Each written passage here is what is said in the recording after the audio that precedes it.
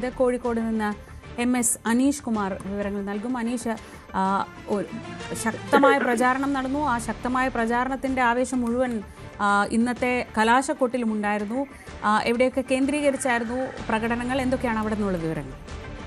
ശ്രീജ, ശക്തമായ തെരഞ്ഞെടുപ്പ് പ്രചാരണമാണ് ഏതാണ്ട് 4 ആഴ്ച നീണ്ട കാലത്ത് കോഴിക്കോടും ഉണ്ടായത്. ഓരോ വീടുകളിലും കയറി തങ്ങളുടെ സ്ഥാനാർത്ഥികൾക്കായി വോട്ടുറപ്പിക്കുന്ന കാഴ്ച. ഇതിനൊടുവിലാണ് ആവേശകരമായ കൊട്ടിക്കലാശവും ഇന്നിപ്പോൾ സമാപിച്ചിരിക്കുന്നത്. കോഴിക്കോട് കോർപ്പറേഷനിലാണ് ഏറ്റവും ആവേശകരമായ കൊട്ടിക്കലാശം നടന്നത്. നമുക്കറിയാം, 76 ഡിവിഷനുകളിലെ മത്സരം ഇത്തവണ 2 മുന്നണികൾക്ക് നിർണായകമാണ്.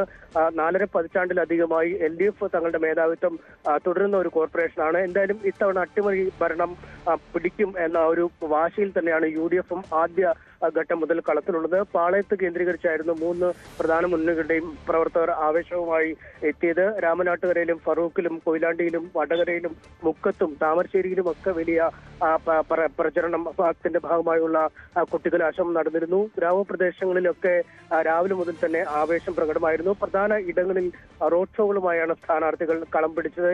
ഈ റോഡ് ഷോകൾ ഒടുവിൽ ഈ പ്രധാന നഗര കേന്ദ്രങ്ങളിൽ കൊട്ടിക്കലാശിക്കുന്ന രീതിയിൽ തന്നെയായിരുന്നു പ്രചാരണ പരിപാടികൾ. മന്ത്രി PA മുഹമ്മദ് റിയാസ് ഇടത് ക്യാമ്പിനെ നയിച്ച് അവസാന നിമിഷങ്ങളിൽ റോഡ് ഷോയുമായി എത്തിയപ്പോൾ ഷാഫി പറമ്പിൽ, യുവ തലമുറ നേതാവായ ഷാഫി പറമ്പിലാണ് UDF ക്യാമ്പിനെ നയിച്ച് റോഡ് ഷോകളിലും കൊട്ടിക്കലാശത്തിലുമൊക്കെ പങ്കെടുക്കുകയും ചെയ്തത്. എന്തായാലും കാര്യമായ അനിഷ്ട സംഭവങ്ങൾ ഉണ്ടാവാതെയാണ് കൊട്ടിക്കലാശം ജില്ലയിൽ സമാപിച്ചിരിക്കുന്നത്. തെരഞ്ഞെടുപ്പ് കാലത്തുടനീളം ഒരു സമാധാനപരമായ സാഹചര്യം തന്നെയാണുള്ളത്. ഇനിയിപ്പോൾ നിശബ്ദ പ്രചാരണത്തിന്റെ മണിക്കൂറുകളാണ്. ഇളകി നിൽക്കുന്ന വോട്ടുകളെ ഉറപ്പിക്കുക, പുതിയ വോട്ടർമാരെ കണ്ടെത്തുക തുടങ്ങിയുള്ള വലിയ കണക്കുകൂട്ടലുകളിലേക്ക് കഴിയുന്ന നിമിഷങ്ങൾ. ഒപ്പം തെരഞ്ഞെടുപ്പ് സാമഗ്രികളുടെ വിതരണം നാളെ നടക്കും. ഇതിനുശേഷം പോളിംഗ് ബൂത്തിലേക്ക് ജില്ലയും നീങ്ങും. എന്തായാലും തദ്ദേശ ഭരണ തെരഞ്ഞെടുപ്പുകളിൽ എക്കാലത്തും ഇടതുപക്ഷത്തിന് വലിയ മേൽക്കോയ്മയുള്ള ഒരു ജില്ല തന്നെയാണുള്ളത്. നഗരസഭകളിൽ മാത്രം ചെറിയ ഒരു മേധാവിത്വം കോൺഗ്രസിന് UDF അവകാശപ്പെടാൻ കഴിയും. പക്ഷേ പഞ്ചായത്തുകളിലും ബ്ലോക്ക് പഞ്ചായത്തിലും ജില്ലാ പഞ്ചായത്തിലും ഒക്കെ വലിയ മേധാവിത്വമുണ്ട്. CPM ഒറ്റയ്ക്ക് ഭരിക്കാൻ പോലും പര്യാപ്തമായ അംഗബലമുള്ള ഒരു സ്ഥലമാണ് കോഴിക്കോട് കോർപ്പറേഷൻ. എന്തായാലും വലിയ അത്ഭുതങ്ങളൊന്നും ഇത്തവണയും നടക്കില്ല എന്ന ആത്മവിശ്വാസത്തിലാണ് LDF ക്യാമ്പുള്ളത്.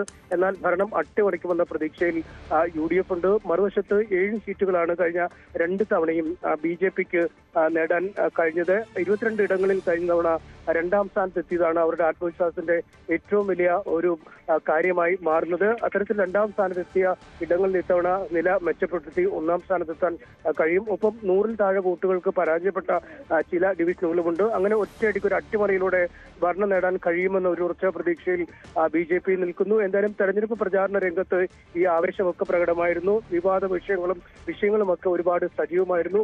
ജമാഅത്തെ ഇസ്ലാമിയുമായുള്ള കൂട്ടുകെട്ടിലൂടെ കൂടുതൽ ഇടങ്ങൾ പിടിച്ചെടുക്കാൻ കഴിയുമെന്ന ഒരു പ്രതീക്ഷ UDFനുണ്ട്. കാരണം 50-ഉം 60-ഉം 40-ഉം ബൂത്തിനൊക്കെ തോൽക്കുന്ന ഒരുപാട് ഡിവിഷനുകളുണ്ട്. ഇത്തരം ഡിവിഷനുകളിൽ ഓരോ ബൂത്തിൽ നിന്നും വരുന്ന വെൽഫെയർ പാർട്ടിയുടെ വോട്ടുകൾ നിർണായകമായി മാറുമ്പോൾ കൂടുതൽ ഇടങ്ങളിൽ വിജയിക്കാൻ കഴിയുമെന്ന പ്രതീക്ഷ കോർപ്പറേഷനിലും മറ്റ് പല മേഖലകളിലും, കാർച്ചേരി പോലുള്ള ഇടങ്ങളിൽ, മുക്കം അങ്ങനെയുള്ള ഇടങ്ങളിലൊക്കെ അത് ഗുണകരമാകുമെന്ന ഒരു പ്രതീക്ഷയുണ്ട്. എന്തായാലും അവസാന വട്ട കണക്കുകൾ കൂട്ടലും കേക്കിലുമായി ഇപ്പോൾ മുന്നണികൾ നിശബ്ദ പ്രചാരണത്തിലേക്ക് നീങ്ങിയിരിക്കുകയാണ്. ശ്രീജ.